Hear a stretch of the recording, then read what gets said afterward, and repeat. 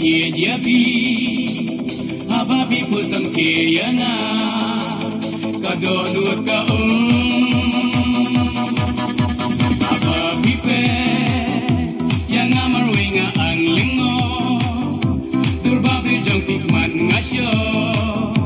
bensim ka kende